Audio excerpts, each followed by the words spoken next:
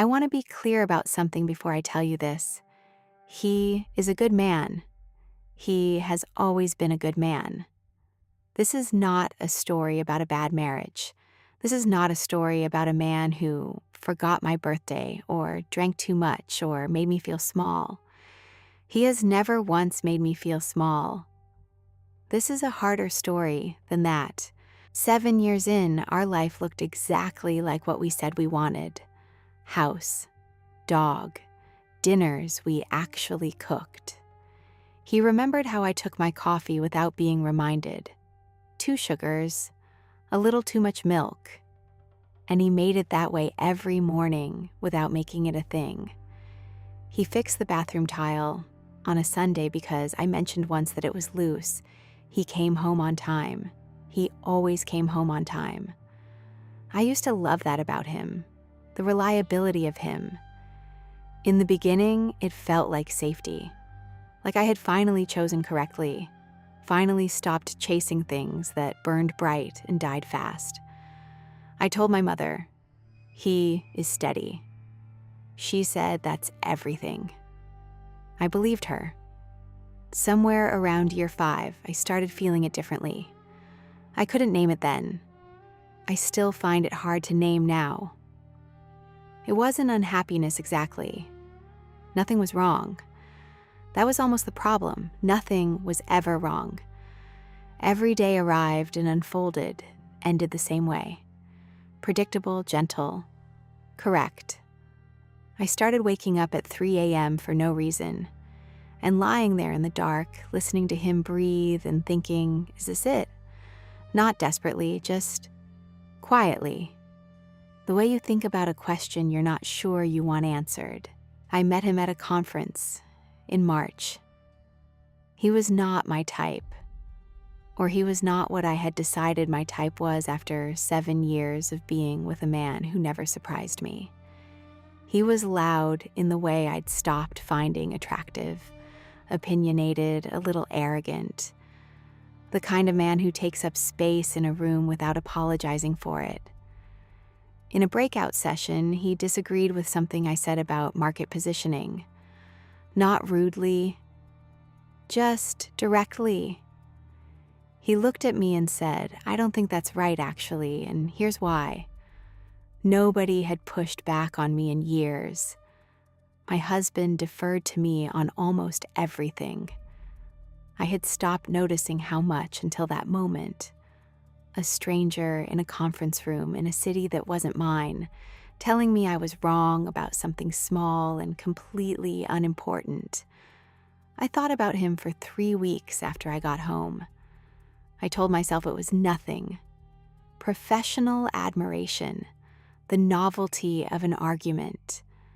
I told myself I was being ridiculous, and I almost believed it.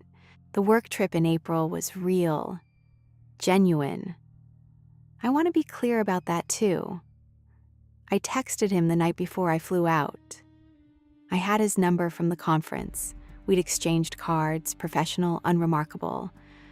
I told myself I was just letting him know I'd be in the city. I knew before I sent it that wasn't what I was doing. He suggested a drink. I said sure. I stood in front of the hotel mirror for 20 minutes before I went downstairs, and I looked at myself and I thought, you know what this is?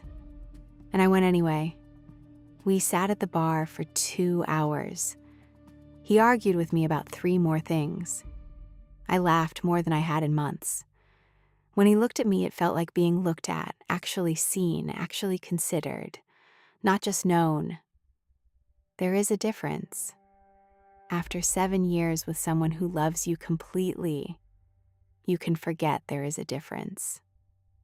I went back to my room alone that night. The second night I didn't. 4 months. Mostly hotels. A few afternoons when schedules aligned. I was meticulous in the way that surprised me. A separate app, a separate email address, cash where I could manage it. I had never thought of myself as someone who could be meticulous about something like this. I learned that you can be very organized when the alternative is your entire life. I'm not going to tell you I felt guilty. I felt guilty sometimes. Mostly I felt awake. That is the word I kept coming back to. Awake. Like something in me that had been running on low power had been quietly switched back on. I noticed things again. The way light came through a window in the afternoon, the taste of a good meal, the specific pleasure of wanting something and getting it. I brought that home with me. I didn't mean to. But I was warmer, more present, easier to be around. I could feel it. My husband felt it too. He told his friend our marriage was in a really good place right now.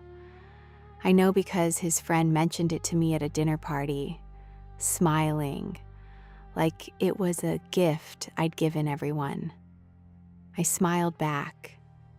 I said things had been good. I meant part of it. He got a job offer in June. Another city. A good opportunity. He was genuinely excited, I could tell. He asked me, carefully, whether I wanted to figure something out. I said no before he finished the sentence. Not because I didn't feel anything, because I felt exactly enough to know it had an endpoint, and I had already decided what that endpoint was. I was never going to leave. I had known that from the beginning. I think even if I hadn't said it to myself directly. This was never a door I was walking through. It was a window I'd opened to let in some air. I ended it over text. Clean, no conversation, no last meeting. He was gracious about it. I respected that. I drove home that evening and made dinner. Pasta, because it was a Tuesday and we always had pasta on Tuesdays. He set the table without being asked. He poured me a glass of wine and asked about my day. And I told him the parts that were true, which were most of it. We ate together. The dog sat under the table, waiting for something to drop. The kitchen was warm and the windows were fogged from the pot. And he was telling me a story about something that happened at work. Something small and funny. The kind of story he always had.